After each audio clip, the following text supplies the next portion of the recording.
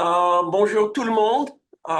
Nous avons le plaisir aujourd'hui pour notre pause midi du mois de mai d'avoir une présentation de Christian Poupard, qui est le coordinateur de la site patrimonial de l'Acadie à Saint-Jean-sur-Richelieu, pas loin de nous, jusqu'au nord de la frontière. Et il va nous parler aujourd'hui un peu de l'histoire et de la situation d'aujourd'hui de la site de l'Acadie. Je vous dis deux choses. Une, je vous ai tous mis sur muet, priez de rester comme ça jusqu'à la fin et pour ne pas avoir des bruits incongrus. Et en plus, si vous avez des questions, priez de les mettre dans le chat. Et à la fin, on prendra du temps pour que Christian a la possibilité de répondre au chat. Et donc, avec ça, je laisse la parole à Christian. Alors, mesdames et messieurs, bonjour. Merci à Monsieur Trincas de l'invitation. Alors, si on se voit aujourd'hui, c'est pour vous parler, bien entendu, de notre village de l'Acadie, comme on vient de vous le dire. Et qu'est-ce qui fait qu'on a sauvé ce patrimoine-là de sa fermeture éventuelle et c'est ce qui se passait les dernières années? Alors, on va partir de très loin dans le passé pour savoir qu'est-ce qui fait qu'on s'appelle aujourd'hui l'Acadie et que finalement, on a sauvé ce patrimoine, comme je viens de le dire.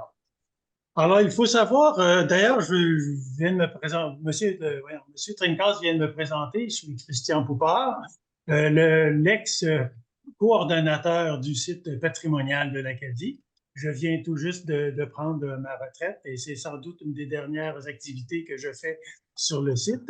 Je me fais remplacer dorénavant par la nouvelle coordonnatrice que je vous présente, Marie-Pierre Delage. Bonjour à tout le monde. Alors, je suis bien heureux, on est bien heureux de l'avoir avec nous. Elle va prendre la relève avec succès, on en est convaincu. Alors, nous voici donc à l'Acadie. Qu'est-ce qui fait que nous nous appelons l'Acadie? D'où ça part, cette histoire-là? Eh bien, tout d'abord, il faut savoir qu'au tout début, au 18e siècle, nous sommes un territoire de la baronnie de Longueuil. Alors, la baronnie de Longueuil est immense à l'époque. C'est un territoire qui va de Saint-Bruno de Montarville jusqu'au Vermont aux États-Unis et de l'autre côté, qui va du fleuve Saint-Laurent jusqu'à la rivière l'Acadie que vous voyez ici sur la carte. Le fleuve Saint-Laurent est beaucoup plus haut. Si on continuait cette carte, le fleuve serait ici. Vous arrivez à la rivière l'Acadie et un petit peu plus loin, vous avez la rivière Richelieu. Donc, ce territoire-là, c'est la baronnie de Longueuil à l'époque. Et c'est sur cette baronnie que vinrent s'installer quelques colons français. Au tout début, ils viennent s'installer ici parce qu'on est sur la terre des Jésuites qui disent à ces colons qu'ils peuvent développer cette terre qui est aux abords de la rivière qui s'appelle alors Petite Rivière de Montréal. Est-ce que la rivière devient de Montréal? Non. Est-ce qu'elle va à Montréal? Non plus. Pourquoi est-ce qu'elle s'appelle Petite Rivière de Montréal? Ben, vous le savez, vous, hein, les Acadiens, ben, on s'est fait déporter par les Anglais. Alors, il y a une histoire d'anglais et de français. Et au tout début, cette rivière s'appelle la rivière des Morels. Qu'est-ce que c'est qu'une morelle? C'est la petite fleur que vous voyez ici. Cette petite fleur, il y en a tout le long de la rivière. Il y en a énormément. Alors, on l'appelle la rivière des Morels. Mais lorsque les Anglais passent, on demande aux Français, ben, comment s'appelle cette rivière? Eh ben, elle s'appelle la rivière des Morels. Alors, les Anglais répètent, Oh, it's the Morel River. Et lorsque le Morel River se revient en français, ça devient la rivière de Montréal. Alors, elle n'a rien à voir avec Montréal, mais on lui donne néanmoins ce nom, Petite Rivière de Montréal. Alors, notre territoire s'appelle ainsi à cette époque. Merci, Marie-Pierre. Alors, en 1755, comme on le sait, c'est la grande déportation des Acadiens. Les Anglais arrivent au Nouveau-Brunswick et chassent les Acadiens. On les met sur les bateaux et ils sont déportés partout sur la planète, aussi loin qu'en Australie. Alors, on les déporte en Angleterre, en Australie, mais particulièrement le long de la côte américaine. Alors, c'est ce qu'on peut voir sur la carte ici. Alors, du Québec, on est déporté, du Nouveau-Brunswick, on est déporté tout le long de la côte américaine et particulièrement dans le coin du Massachusetts. Alors, beaucoup d'Acadiens sont déportés. On parle environ de 12 000 Acadiens qui sont déportés. Certains s'enfuiront par la forêt, certains se cacheront, d'autres seront assassinés, mais la plupart seront déportés par bateau le long de la côte américaine. Plusieurs, donc, comme je viens de le dire, sont déportés dans la grande région du Massachusetts, mais aussi particulièrement à Boston. Et pourquoi on vous parle de Boston? Ici, vous voyez une image de Boston à cette époque. Alors, pourquoi on vous parle de Boston? C'est que c'est une grande déportation qui a eu lieu là. Alors, on parle de 1043 déportés au Massachusetts, donc plusieurs qui se sont rendus à Boston. Mais ce sont ceux-là, ceux de Boston, qui sont revenus. Alors, suite au traité de paix, le traité de Paris qui s'est signé en 1763, alors le traité de Paris fait en sorte que nos Acadiens peuvent revenir chez eux, mais s'aperçoivent vite que c'est un cadeau empoisonné.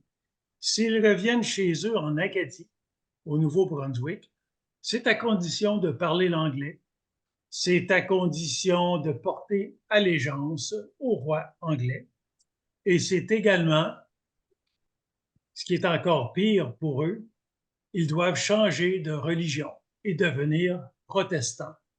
Alors, naturellement, les Acadiens ne sont pas d'accord avec ça, et c'est ce qui fait qu'ils s'établissent un peu partout au Québec.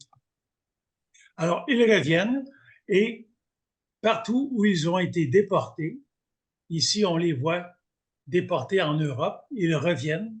Certains s'établissent à nouveau dans la région d'Acadie, en Gaspésie, mais plusieurs reviennent de Boston et viennent s'installer sur notre territoire.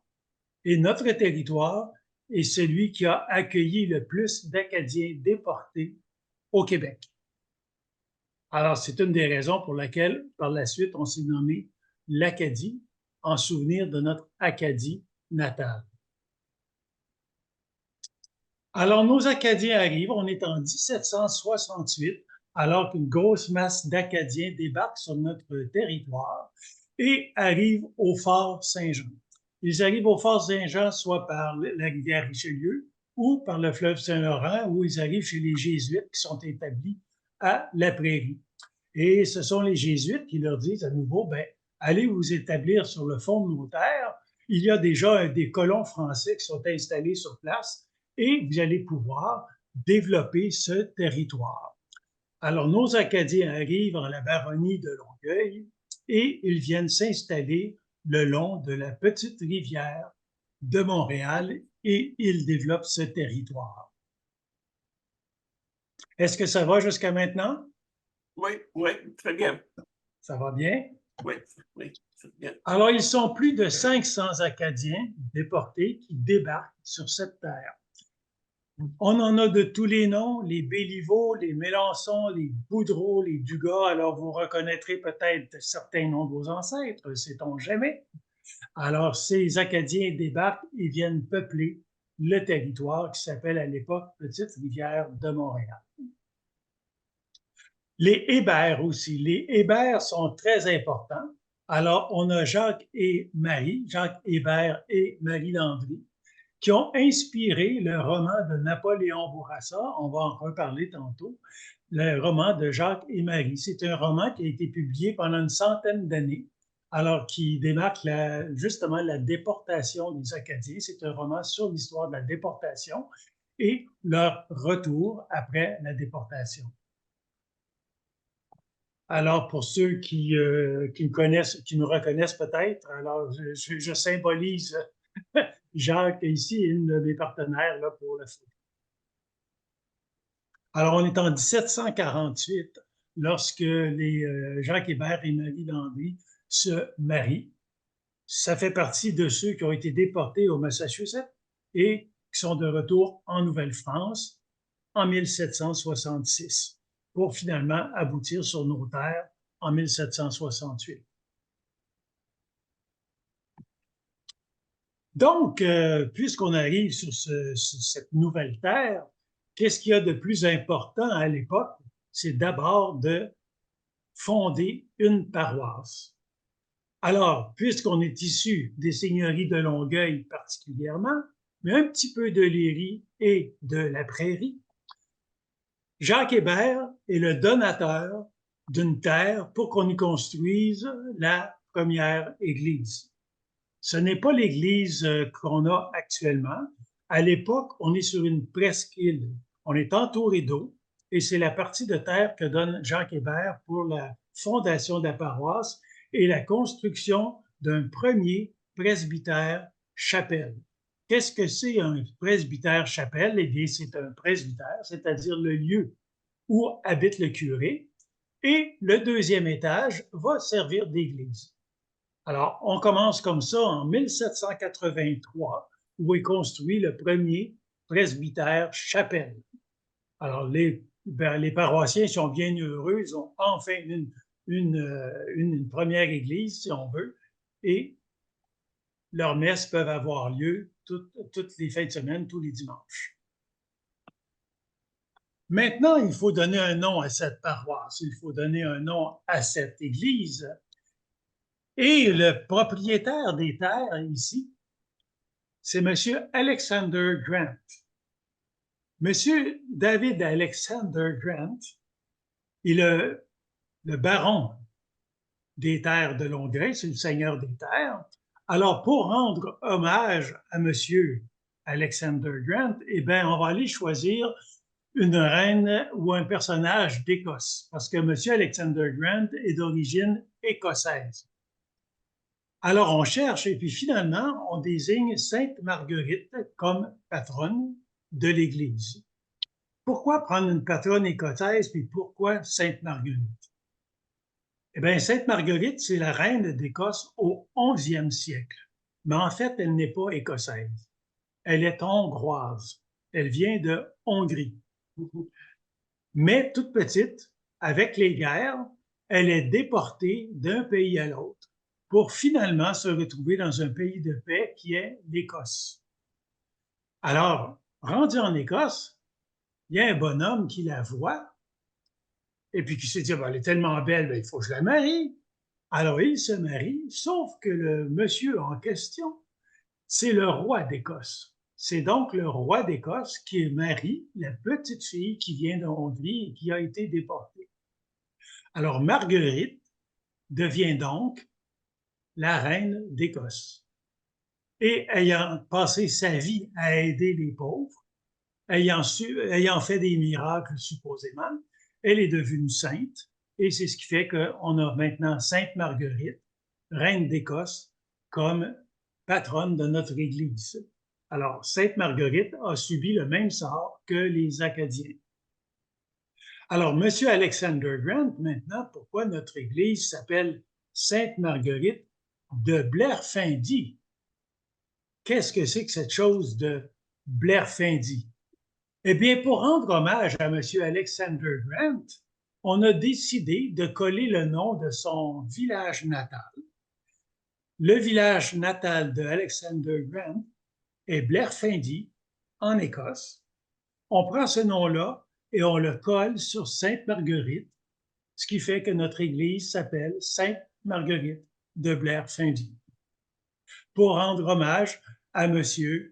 Alexander Grant, qui est le mari de la baronne de Longueuil, qui, elle, s'appelait Marie-Charles-Joseph Lemoine de Longueuil.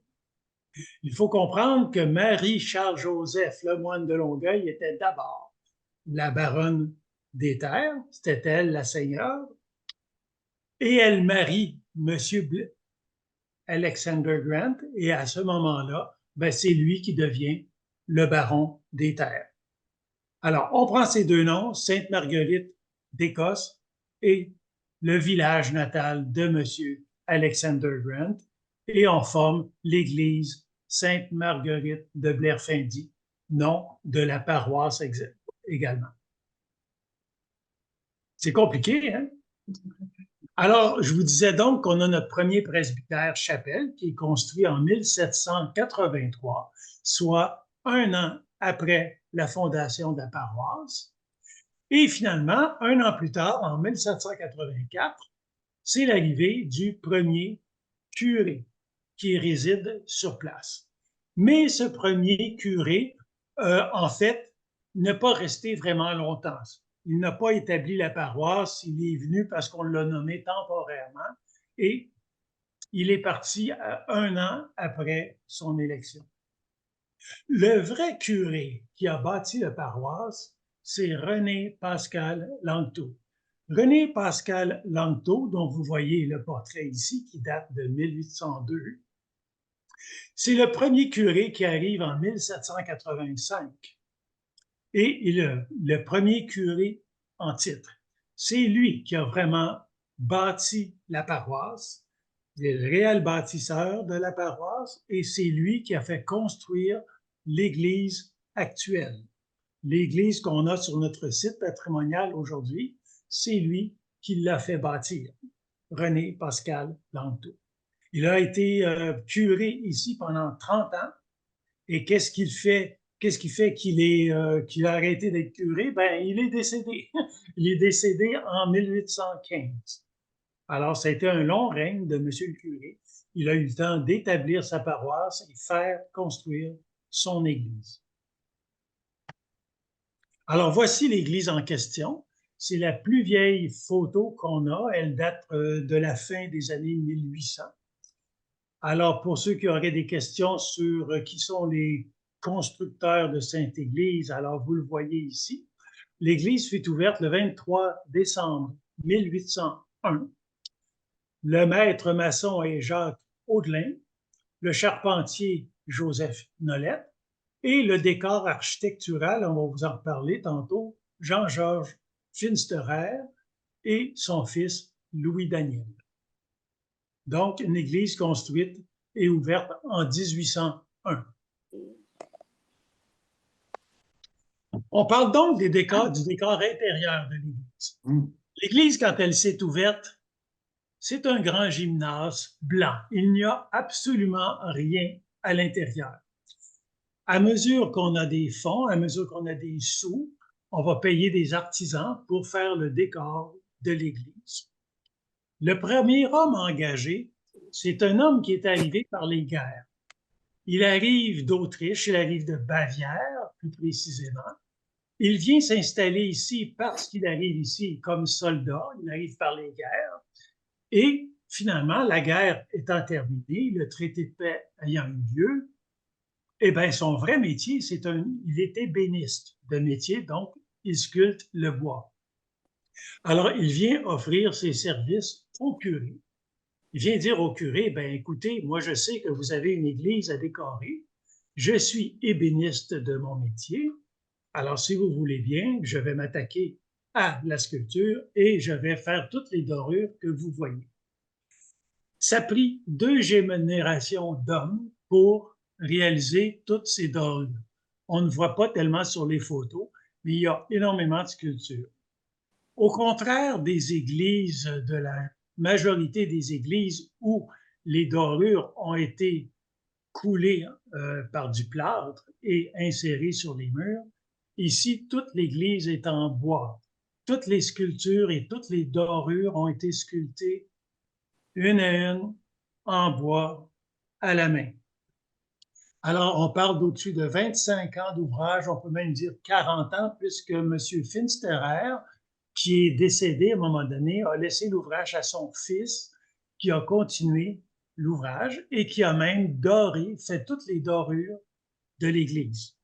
Alors, tout ce que vous voyez de doré dans l'église, ce n'est pas de la peinture, c'est doré à la feuille d'or.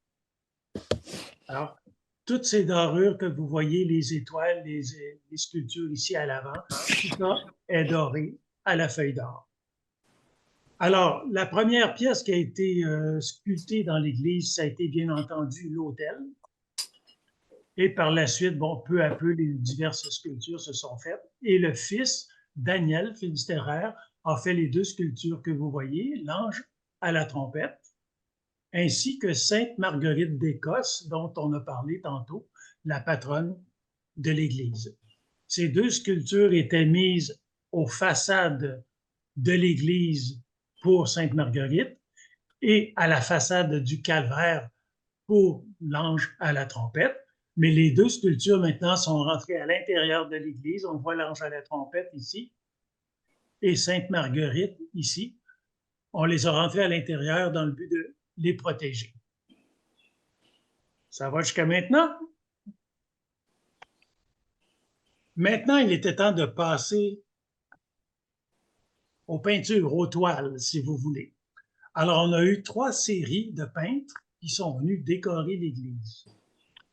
Le premier peintre, on parle de Louis du Lompré, qui, 1 an après la construction de l'église, est venu faire les 3 premières toiles à l'avant de l'église, soit ici, à la chapelle latérale gauche et à la chapelle latérale droite.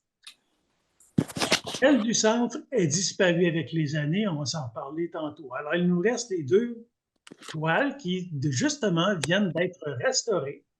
Alors, vous voyez ici Saint-René et ici la Vierge Marie au tombeau du Christ.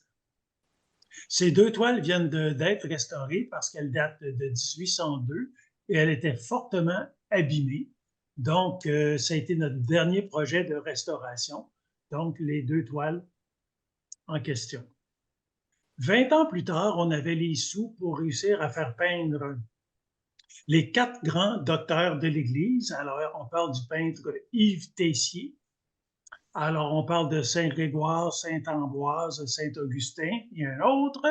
Alors, les 4 grands docteurs de l'Église.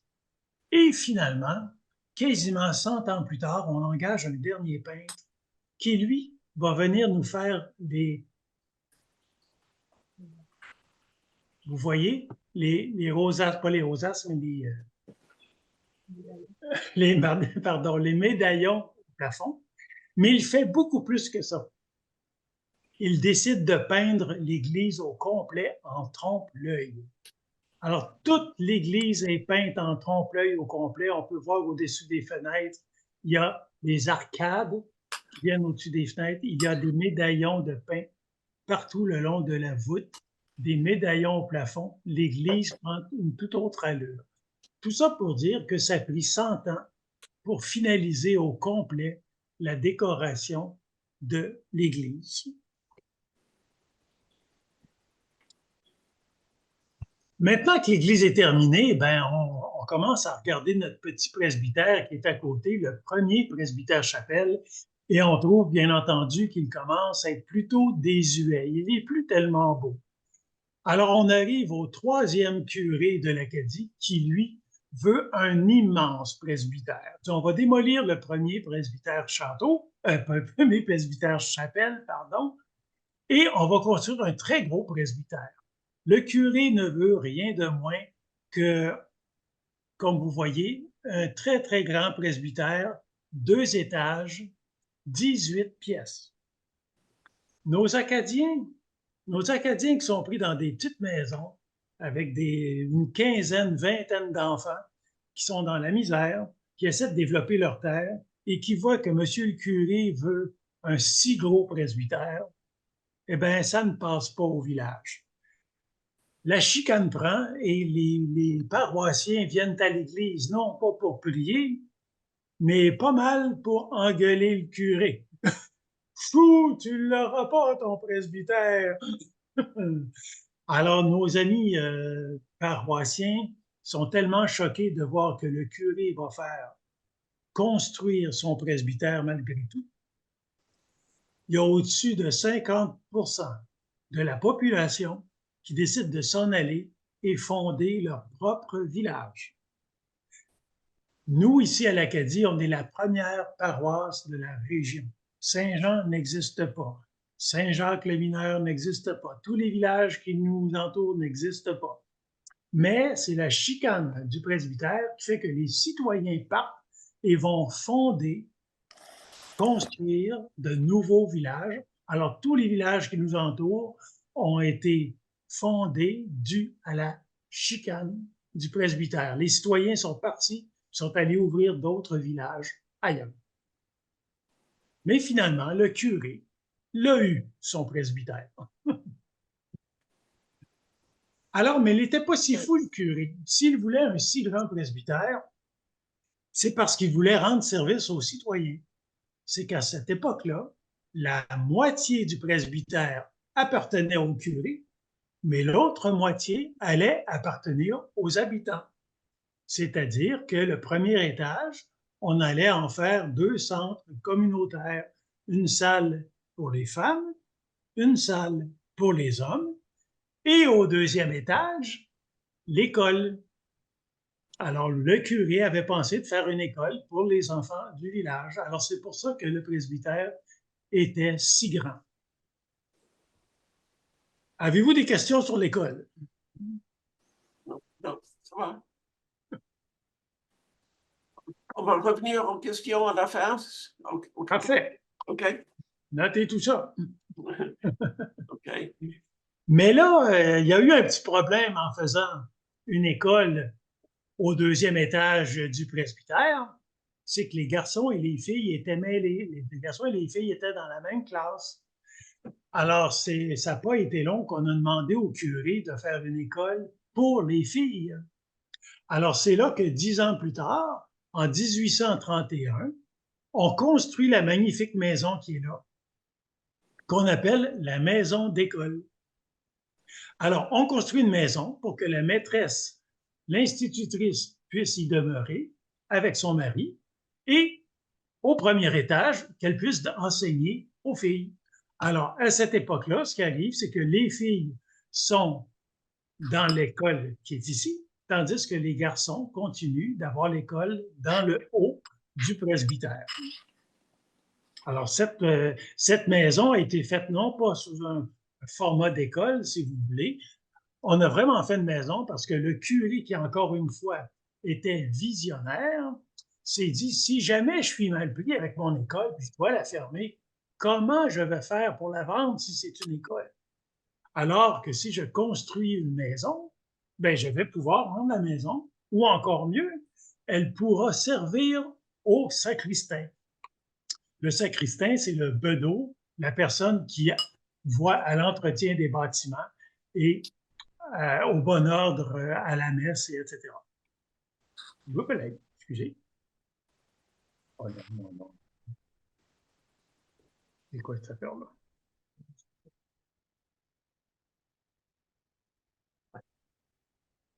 Un instant, s'il vous plaît.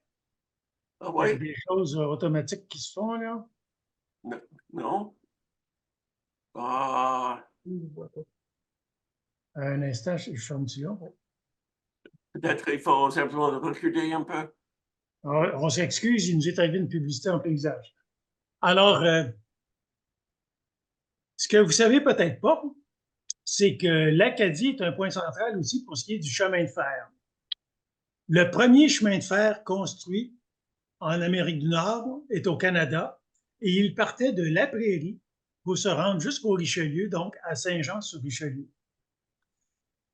En partant de la Prairie et s'en allant à Saint-Jean-sur-Richelieu, eh bien, il arrêtait à l'Acadie. Alors, l'Acadie est un point important où le train arrêtait pour descendre de la marchandise ou même des passagers. Alors, vous voyez ici la première locomotive qu'on a eue en Amérique du Nord. Elle s'appelle la Dorchester, parce qu'autrefois, la ville de Saint-Jean-sur-Richelieu s'appelait Dorchester. Alors, c'est le nom qu'on a donné à la locomotive. Et ici, vous voyez la gare de l'Acadie en 1910. Alors, le trajet de ce qu'empruntait ce train, je viens de vous le dire, ça passait de la Prairie à l'Acadie, à Dorchester, Saint-Jean-sur-Richelieu. ça prenait 1 heure pour faire ce trajet-là, alors qu'aujourd'hui, ça prend 15 minutes en automobile.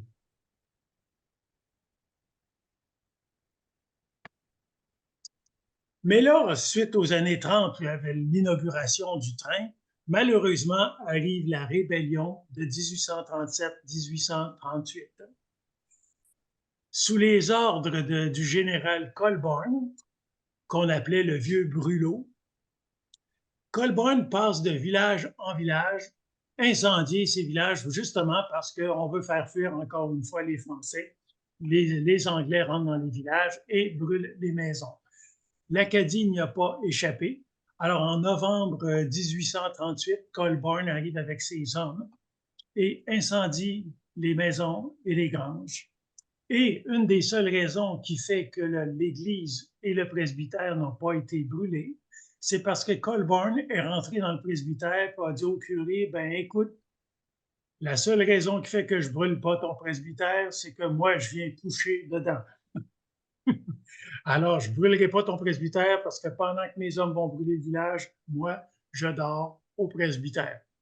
Alors, c'est sûr que ça a été une période difficile pour le village de l'Acadie et bien d'autres villages. Suite à ces troubles, bien, le village se reconstruit tranquillement, pas vite, et on construit un calvaire. Alors, le calvaire, c'est une petite chapelle qui était située de l'autre côté de la rivière. Alors, on a l'église, la rivière à côté, et de l'autre côté de la rivière, il y a le calvaire qui a été construit en 1840, mais malheureusement, il est passé au feu en 1925. Il a brûlé. Heureusement, les citoyens sont arrivés assez vite pour sortir tout ce qu'il y avait à l'intérieur. Alors, on voit ici l'intérieur du calvaire en question. C'est l'endroit où on va aller faire les fêtes, la fête Dieu, par exemple, ou diverses processions.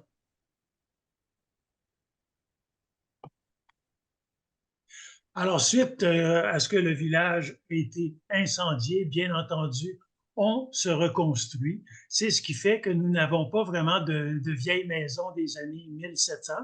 Alors, comme vous voyez ici, il en reste quelques-unes, mais elles sont en pierre. Alors, nos plus vieilles maisons et les plus belles aussi, vous voyez des maisons de... Oups, ça s'est amusé.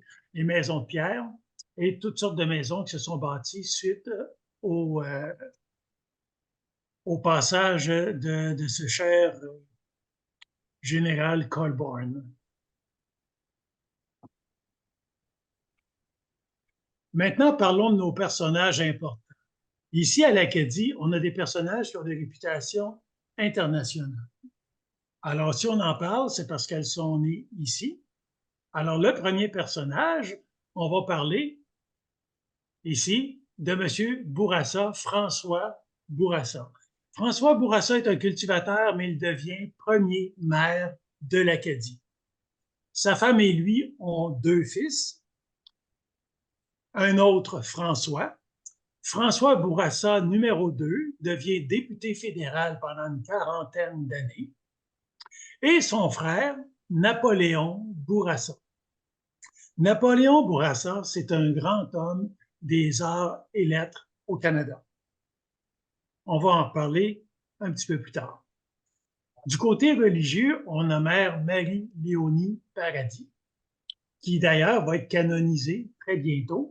Le pape François a annoncé au mois de janvier dernier que Mère Marie-Léonie Paradis serait donc canonisée éventuellement. Alors ici, on a nos docteurs importants du village, le docteur Cyril Octave Côté, et ainsi de suite. Merci pour le tape. Alors, si on parle de Napoléon Bourassa, comme je vous l'ai dit tantôt, François Bourassa, qui est le père, premier maire de l'Acadie, Napoléon arrive sur place, il grandit et il est passionné par les arts, le domaine artistique. Alors, il va étudier en Europe. Il revient à l'Acadie pour une période de 4 ans, à peu près en 1850, et il retourne étudier en Europe. Le temps qu'il est ici, ben, il peint le curé. Alors, on a une toile de Napoléon Bourassa dans notre presbytère. qui identifie le curé qui était là à l'époque. Le frère de Napoléon Bourassa, François Bourassa, le député fédéral dont je vous ai parlé. Mais ce qui est important dans tout ça, pour ceux qui connaissent peut-être pas la famille Bourassa, c'est que Napoléon marie une belle jeune fille, mais cette belle jeune fille n'est ni plus ni moins que la fille de Henri Bourassa. Henri Bourassa, c'est le chef des patriotes. C'est lui par qui on a eu les révolutions pour que les patriotes se débattent afin de conserver la langue française et conserver les droits qu'on avait en tant que peuple francophone. Alors, qu'est-ce que j'ai dit là? J'ai dit Henri Bourassa, hein, je m'excuse. Il épouse la fille de Louis-Joseph Papineau. Louis-Joseph Papineau, donc, est le chef des patriotes.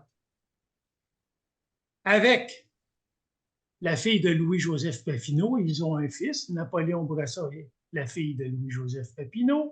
Ils ont un fils qui s'appelle Henri Bourassa. Donc, sur 3 générations, vous avez le père, François Bourassa, qui est le premier maire de l'Acadie, Napoléon Bourassa, qui devient un grand architecte, peintre, sculpteur. Il a construit plusieurs églises. Il a même écrit le roman dont on s'est parlé tantôt. Et lui, avec sa femme, a un fils, Henri Bourassa, qui devient le fondateur du journal Le Devoir. Alors, si vous venez à Montréal, vous avez 2 grands journaux qui sont le journal La Presse et le journal Le Devoir. Alors, Henri Bourassa, qui est le fils de Napoléon Bourassa, est le fondateur du journal Le Devoir. Quant à Marie-Léonie Paradis, elle est née dans cette maison. La maison, aujourd'hui, n'existait plus. Elle n'existe plus et elle a été identifiée par le monument que vous voyez ici. Alors, si jamais vous venez à l'Acadie, on voit l'emplacement du lieu de naissance de Mère Léonie Paradis. Alors, Elodie Paradis a quand même une longue histoire. Elle est née ici à l'Acadie, puis elle rêvait de devenir sœur et avoir sa propre communauté. C'est qu'elle a réussi à faire, parce qu'elle est allée travailler à Memramcook, en Acadie, au Nouveau-Brunswick, pendant une vingtaine d'années. Et au bout de 20 ans, avec un de ses amis qui était curé à Sherbrooke, son ami curé lui dit « Viens travailler pour moi et je connais ton rêve, je sais que tu veux une communauté et moi, je vais avoir le pouvoir de te offrir cette communauté si tu viens travailler pour moi. » Alors, Marie-Léonie Paradis part pour Sherbrooke et va travailler pour le curé en question et finalement obtient sa communauté. Et c'est la communauté des Petites Sœurs de la Sainte Famille qui est établie à Sherbrooke. Alors, c'est pour ça que quand on parle de Mère Marie-Léonie Paradis, on pense toujours à Sherbrooke. C'est que sa communauté est là. Sherbrooke, c'est situé dans les cantons de l'Est. Mais elle est née ici, à l'Acadie. Maintenant qu'on a eu toute cette belle histoire, on apprend, nous, en 2003, que le presbytère, suite à la fusion des paroisses, le presbytère va être fermé et placardé. On va unir 7 églises ensemble, donc un seul curé pour cette église, et pour avoir un seul curé, ben, il ne faut qu'un seul presbytère. Donc, on ferme tous les presbytères, dont celui de l'Acadie. Bien entendu, on n'est pas d'accord et on entreprend les démarches pour réussir à sauvegarder ce presbytère. Et c'est ce qui arrive. 6 ans plus tard, on réussit à avoir une fondation, à fonder une corporation qui s'appelle les Amis du presbytère de l'Acadie, dont je deviens président, pour voir à la sauvegarde du presbytère en question. On a une entente avec la ville qui vient en soutien au bâtiment. Alors, la ville ne devient pas propriétaire, mais dit à la fabrique, ben écoutez, on ne va pas placarder le presbytère, on va le soutenir comme si c'était un de nos bâtiments. La ville va s'occuper de payer le chauffage, de payer les assurances, et nous délègue, nous et moi comme président, pour voir à la restauration du bâtiment, faire sa mise en valeur et aussi faire sa location. Alors, on se met au travail, on se met à la recherche d'archives pour savoir comment et à quelle époque on va restaurer le bâtiment. Parce qu'on ne peut pas faire visiter le bâtiment, on ne peut pas faire sa mise en valeur si il n'est pas restauré. Même chose pour la location. Tant que ce n'est pas restauré, on ne peut pas le louer.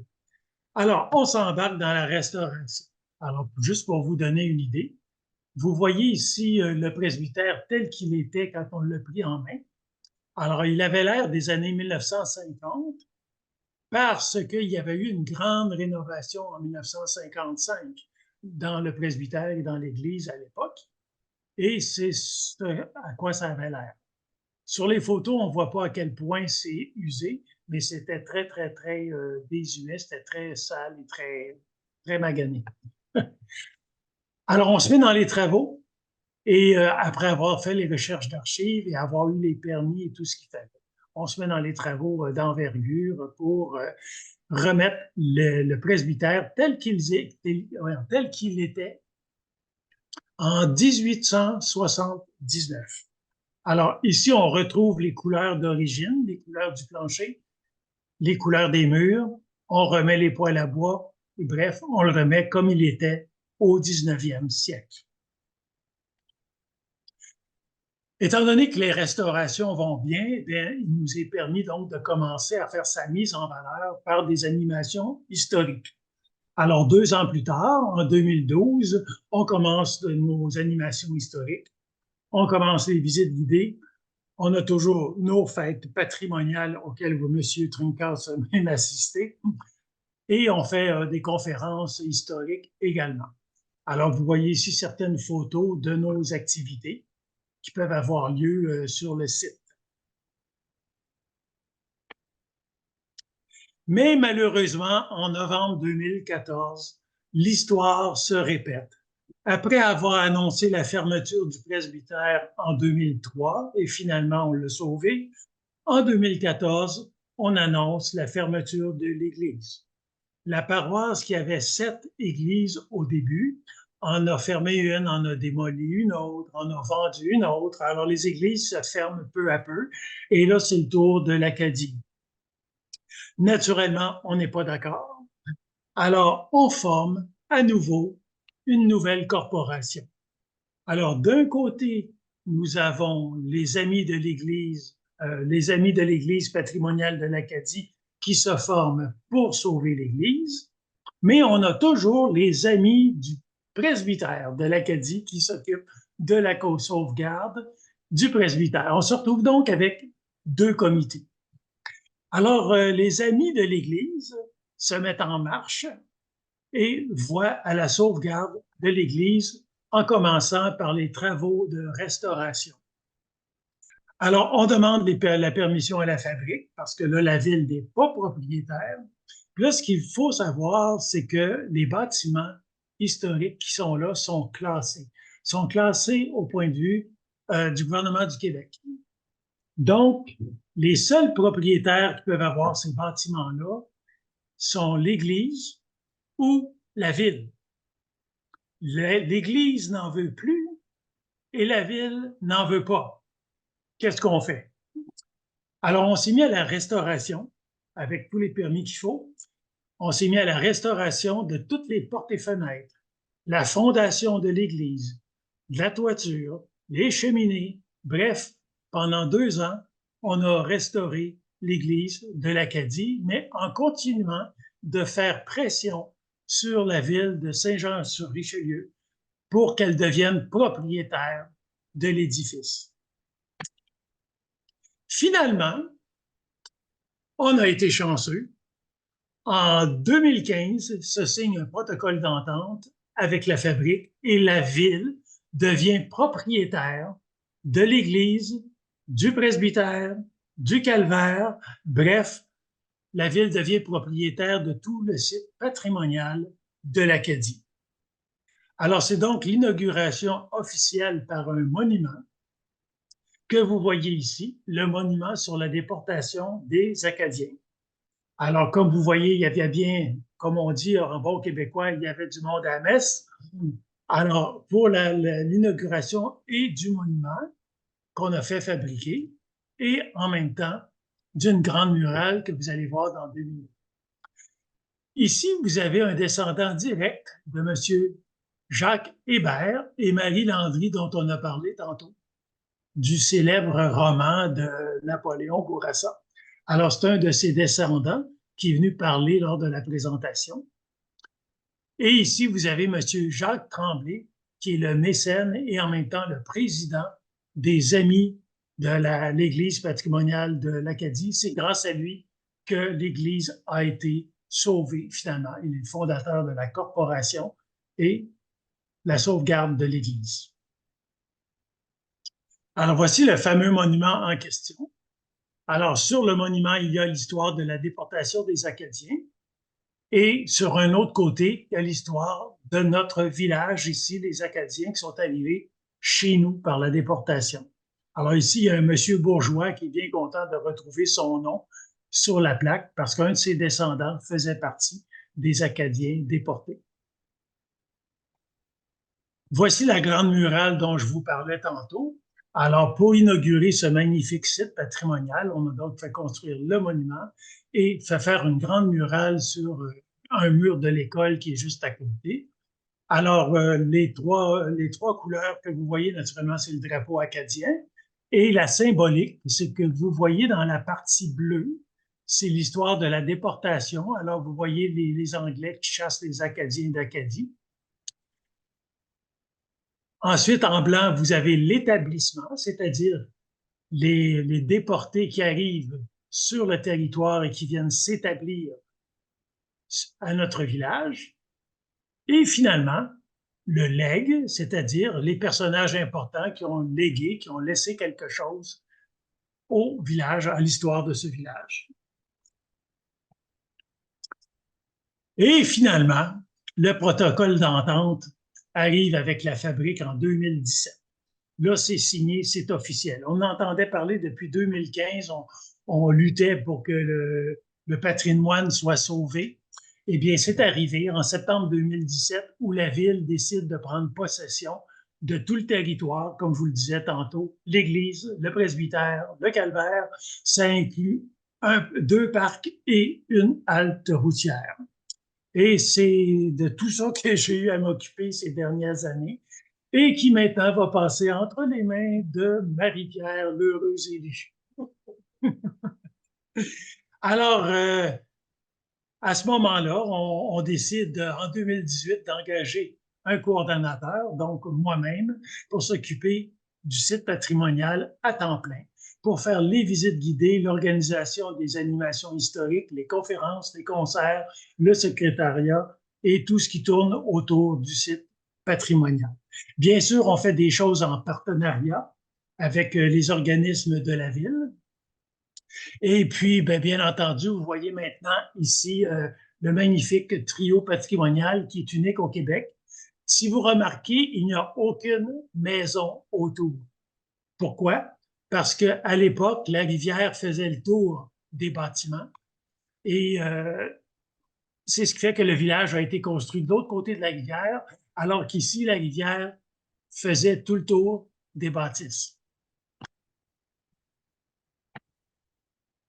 Alors, voici ce qu'est le site patrimonial de l'Acadie avec ses bâtiments, le presbytère, l'église, les divers monuments. Vous avez un chemin de l'histoire qui est ici, un beau parc à la halte routière avec des tables à pique-nique.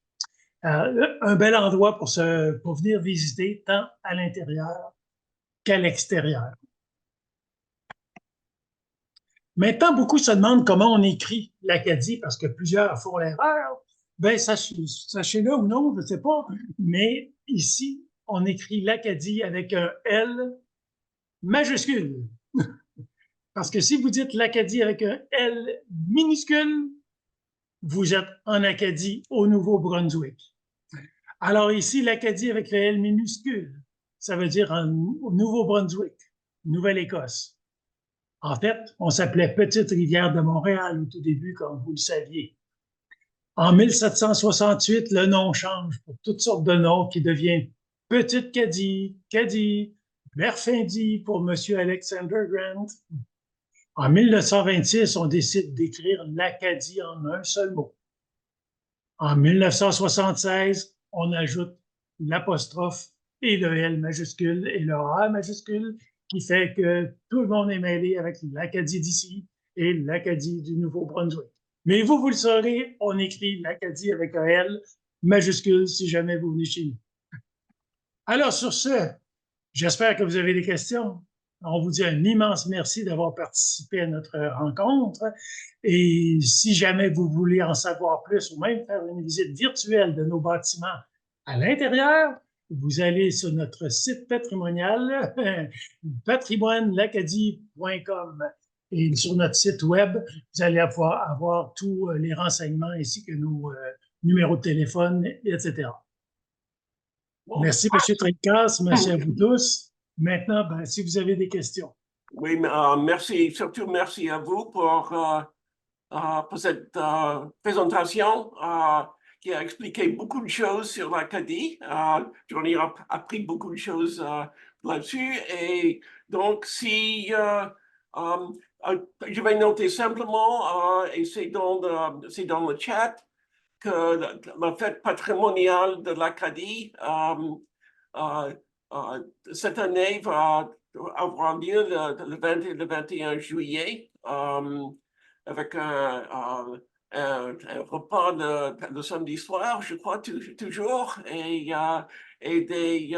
des présentations dans les salles de la presbytère et aussi dans l'église avec des gens, des bénévoles de la ville qui expliquent des choses de façon super. Avec ça, je vais passer il y a beaucoup de merci dans le chat. Et quelqu'un a demandé si le site est ouvert toute l'année pour les visites. Oui, en fait, nous sommes ouverts tout l'été, de la Saint-Jean-Baptiste jusqu'à la fête du travail, qui donne du 26 juin jusqu'au 2 septembre, si je me souviens bien, du mercredi au dimanche, de 10h à 4h, de 10h à 16h. Mais sinon, toute l'année, sur rendez-vous, vous vous appelez, nous, on est toujours là au bureau. Mais il y a moins de visiteurs l'hiver, alors on fait ça plus sur rendez-vous. Tandis que si vous venez l'été, on est en costume d'époque pour vous recevoir et on est ouvert, comme je viens de le dire, du mercredi au dimanche de 10h à 4h. Merci, merci. Question, combien d'élèves étaient accueillis aux écoles? Excusez, j'ai pas compris la question. Combien d'élèves est-ce qu'il y était dans les écoles, dans le presbytère et dans la maison? S'il y a des élèves qui viennent visiter... Donc, combien d'élèves? Le nombre d'élèves? On n'a pas eu vraiment d'élèves qui viennent présentement parce que ça doit faire partie des programmes de la commission scolaire. Et les commissions scolaires doivent visiter des musées qui sont reconnus officiellement. Alors, nous, on est un site historique, mais on n'est pas un musée reconnu officiellement. Alors, il n'y a pas vraiment de commission scolaire qui viennent visiter ici. Mais on a l'école de l'Acadie qui, eux, oui, viennent faire leur tour. OK.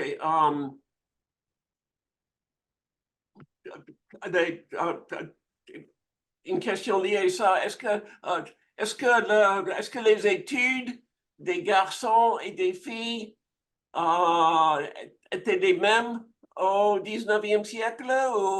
Oui, bien c'est ça. Je vois la question présentement, là. Alors, on est à l'époque où aller à l'école, c'est pas tellement important. Hein? Même le curé va dire aux parents, ben écoutez, faites travailler vos enfants, là, c'est de la perte de temps aller à l'école. Il y a des vaches à tirer, il y a du foin à couper. Donc, on ne va pas nécessairement être nombreux. Par contre, à l'école, à cette époque-là, toutes les années sont mélangées. Alors, vous pouvez avoir une première année dans la même classe qu'une 6e année. Alors, oui, tout le monde apprend la même chose. Et pour ce qui est des gars et des filles, oui, c'est approximativement la même chose. OK. Mais c'est certain que les garçons, parce qu'à cette époque-là, là, c'est pas comme aujourd'hui où est-ce qu'on a des cours très spécialisés. On va beaucoup parler de l'art ménager. Savoir aux filles, on va leur montrer comment entretenir une maison. Tandis qu'un gars, on va lui montrer comment aller couper l'herbe au champ. Alors, on va sortir des choses qu'on connaît peut-être moins aujourd'hui. Mais le programme scolaire, pour ce qui est d'apprendre le français, les mathématiques, oui, c'est la même chose. OK. Mais pour le reste, ça peut être différent. OK, il y a une autre question là. Comment est-ce que les Acadiens, comment est-ce que les Acadiens qui devaient fuir sont rentrés? Pourquoi ils sont... Comment ils sont revenus? Oui, De la même façon qu'ils sont partis. C'est-à-dire que les villes qui ont accueilli les Acadiens lors de la déportation, il y avait des ententes entre les gouverneurs et tout le monde, les différents pays ou différentes régions. Alors, lorsque la paix est revenue, on va prendre l'exemple de Boston. Eh bien, Boston a fait revenir des bateaux, ils ont remis les Acadiens sur les bateaux et les ont retournés chez eux. Alors, ils sont revenus de la même façon qu'ils sont partis, pour la plupart. C'est ce qui fait qu'ils sont arrivés au fort Saint-Jean, parce qu'ils sont arrivés par la rivière Richelieu, qui était vraiment la ligne d'accès à ce moment-là. Parce qu'on partait du centre des États-Unis, puis on s'en est directement au Canada. OK. J'ai une question. L'intérieur de l'église avec tout le doré et les peintures et tout cela, ça donne l'impression que c'était une communauté assez riche. Est-ce que c'était exceptionnel à l'époque dans ce village, dans cette communauté ou Pas vraiment plus qu'une autre église. Si on regarde les églises de cette époque-là, l'argent des gens s'en allait à l'église bien souvent. Hein? On était obligé de payer son vin, on était obligé de payer la dîme, etc. Donc, l'église avait de l'argent, mais pas nécessairement. Il y a eu des périodes de pauvreté à l'église. L'exemple que je peux vous donner, c'est l'orgue. L'orgue de l'église a été vendu à un moment donné parce qu'il n'y avait plus d'argent. Un jour, on a eu de l'argent pour acheter un deuxième orgue. On est retourné dans une période où il n'y avait plus d'argent. On a revendu le deuxième orgue. Et finalement, on est rendu au troisième orgue à l'Acadie. Alors, il y a eu des hauts, il y a eu des bas. Alors, à l'époque, on investissait beaucoup dans nos églises. C'était le seul bâtiment communautaire qui existait. Les gens croyaient beaucoup en leur église. Alors, on donnait de l'argent à l'église, bien sûr, mais vous avez des églises qui sont bien plus riches que la nôtre, si vous voulez. Mais il ne faut pas oublier que ça s'est fait sur 100 ans. Ça ne s'est pas fait en une année. okay. Merci. Est-ce que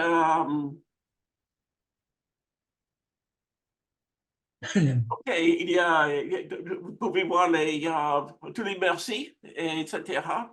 Oui. S'il y a pas d'autres questions, je dis merci encore et j'encourage des gens de visiter l'Acadie, ce que nous avons fait l'été dernier. Et je vous remercie et nous sommes impressionnés avec tous les travaux, tout ce que vous avez fait pour mettre tout ce qu'il y a de la patrimoine de l'Acadie bien en place. Et nous souhaitons, avec la nouvelle directrice de la Marie-Pierre. que ça va continuer à fournir tout cela sur l'histoire de la région. Ah oui, je lui ai prêté le marteau, là. Elle va continuer, c'est certain. Juste pour vous dire que si jamais vous venez faire votre tour, vous allez voir, l'église est en pleine restauration présentement, des gros travaux. Alors, éventuellement, ça va être de plus en plus beau. Alors, moi, je veux remercier Marie-Pierre qui n'a pas beaucoup parlé aujourd'hui, mais si jamais vous venez au site patrimonial, c'est maintenant elle qui va parler. Moi, je me retire. OK. Alors, je vous remercie énormément encore une fois d'avoir été là. S'il y a d'autres questions, gênez-vous pas. Et puis, ça nous fera infiniment plaisir de vous recevoir chez nous. Je merci et bon, je vous dis bonne journée et à la prochaine. Merci. Merci. Merci. OK.